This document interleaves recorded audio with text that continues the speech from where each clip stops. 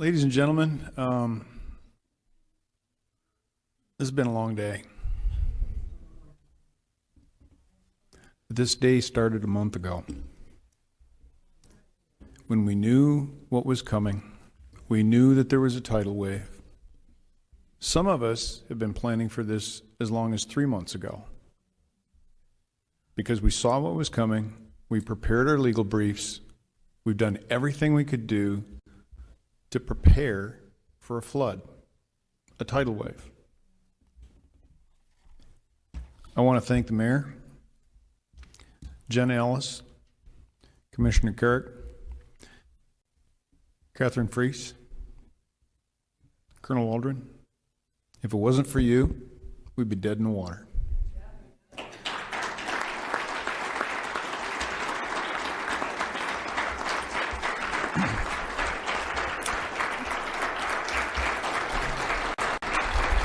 Indeed, indeed.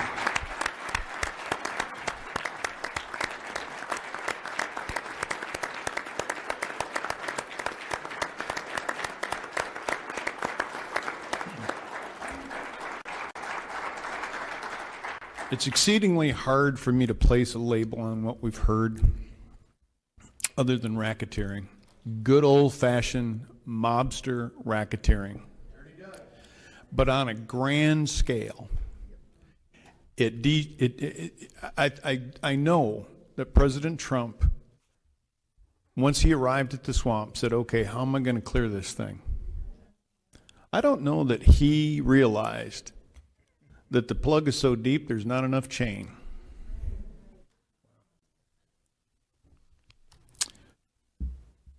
One of my favorite statements comes from James Madison. If men were angels, no government would be needed, would be necessary. If angels were to govern men, neither external nor internal controls on government would be necessary.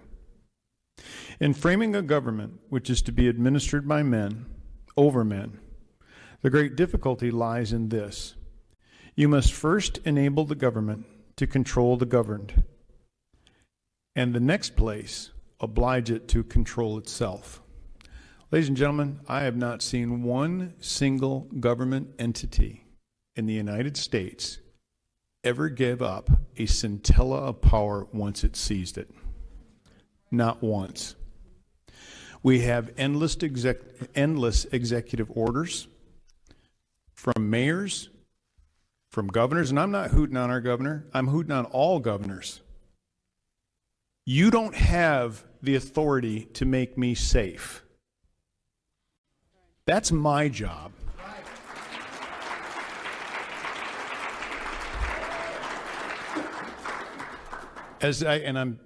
My wife is not going to let me say this, but as I look around this room, I'll substitute a word.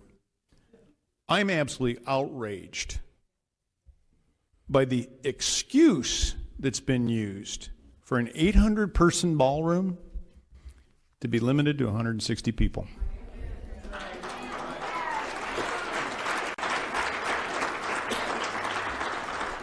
Now let me turn to the vote the election that we've been talking about.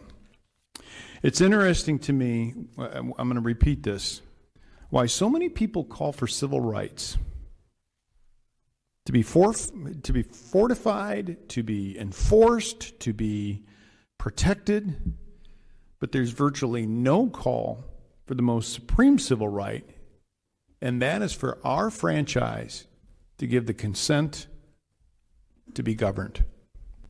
That's what Mr. Madison was talking about.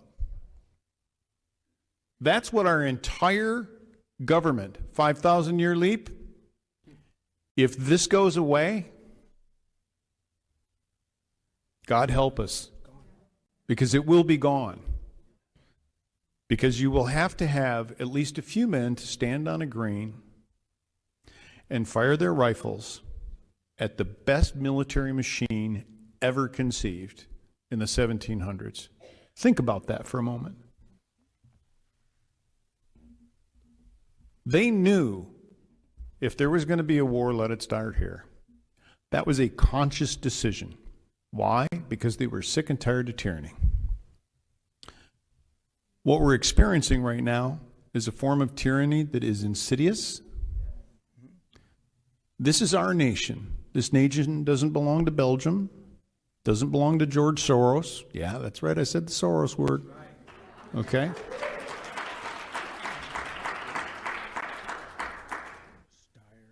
I have the question, I guess, in my mind, will history judge us as acting objectively today?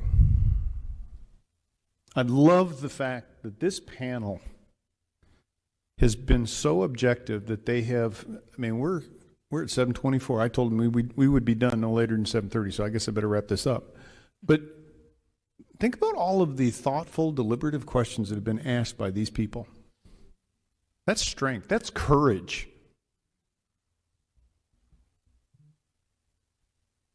I hope that out of this, besides calling for a special session, which I am doing right now, yes. I hope even more than a special session,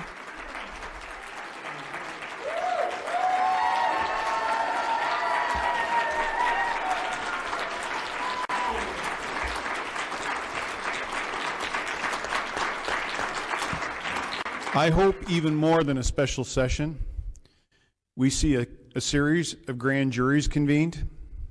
Yes, sir. There is so much criminal behavior that has gone on in this state and states around the country. I believe that it's time for our Attorney General and the U.S. Attorney to start perp walking some people. Amen.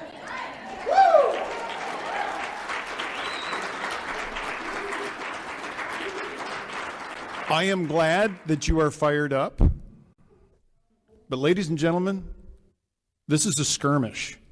You ain't seen nothing yet. Because when Satan wants to extinguish a light, he will stop at nothing. So be on your guard, put on the full armor of God, and be prepared to fight.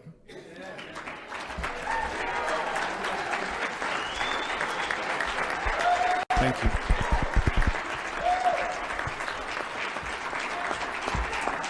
I am asking my colleagues to please consolidate your notes over the next 24 hours.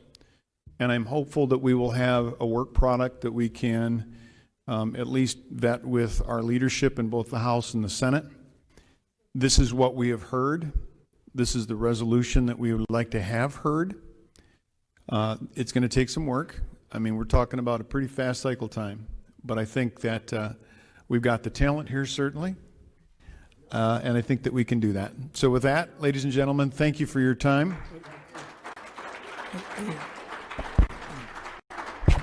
Senator Borelli. Yes, thank you, Mr. Chairman. I don't know about you folks, but I think that he would be a great Secretary of State. Let's give it up for Mark Fitcham.